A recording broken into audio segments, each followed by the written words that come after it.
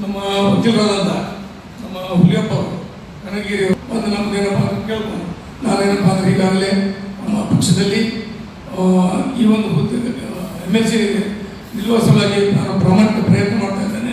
ಅದಕ್ಕೆ ತಮ್ಮೆಲ್ಲ ಒಂದು ಸಹಕಾರ ನಮ್ಗೆ ಬೇಕಂತ ನಮಗೆ ಕೇಳ್ಕೊಂಡಾಗ ನಾವು ಕೂಡ ಏನಪ್ಪ ಅಂದ್ರೆ ಅವರು ನಮಗೆ ಅವರೊಬ್ಬರೇ ನಮ್ಮಲ್ಲಿ ಬಂದ ಖುಷಿಯಿಂದ ಈಗಾಗಲೇ ನಮಗೆ ಪ್ರಸ್ತಾವನೆ ಇಟ್ಟಿದ್ದಾರೆ.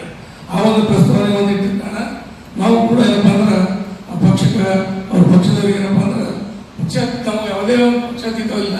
ನಾವು ನಮ್ಮ ಸಂಘಕ್ಕೆ ಏನಪ್ಪ ಅಂದ್ರೆ ಸಂಘ ವತಿಯಿಂದ ನಾವು ಒಂದು ಒತ್ತಾಯ ಮಾಡ್ತೇವೆ. ಅವರು ಒಬ್ಬ ನಿಷ್ಠಾವಂತ ಪಕ್ಷದ ಕಾರ್ಯಕರ್ತರಿದ್ದು ಈಗಾಗಲೇ ನಮ್ಮ ಸಂಘದಲ್ಲಿ ಅನೇಕ ಕಾರ್ಯಕ್ರಮಗಳು ಆಮೇಲೆ ಅವರು ನಮ್ಮ ಸಂಘದಲ್ಲಿ ಕೆಲಸ ಮಾಡಿದ್ದಾರೆ.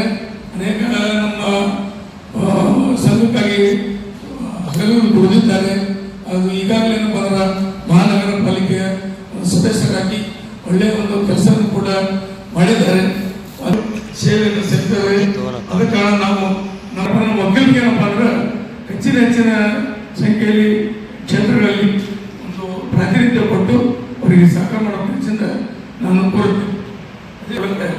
ಯಾವುದೋ ನಿಯಮ ಮಂಡಳಿ ಅಧ್ಯಕ್ಷ ಮಾಡೋದಾಗಲಿ, ಮೆಂಬರ್ ಮಾಡೋದಾಗಲಿ, ಯೂನಿವರ್ಸಿಟಿಗಳಲ್ಲಿ ಅನೇಕ ನಾಮಿನೇಟ್ ಮಾಡೋದಾಗಲಿ ಇದ್ರೂ ಕೂಡ ನಮ್ಮ ವಕೀಲರಿಗೆ ಪ್ರಾತಿನಿಧ್ಯ ಕೊಡ್ತಾ ಇಲ್ಲ.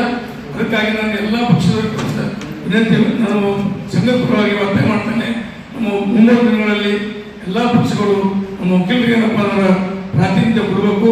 ಅವರ ಸೇವೆಯನ್ನು ನಾವು ಬಳಸ್ಕೋಬೇಕು.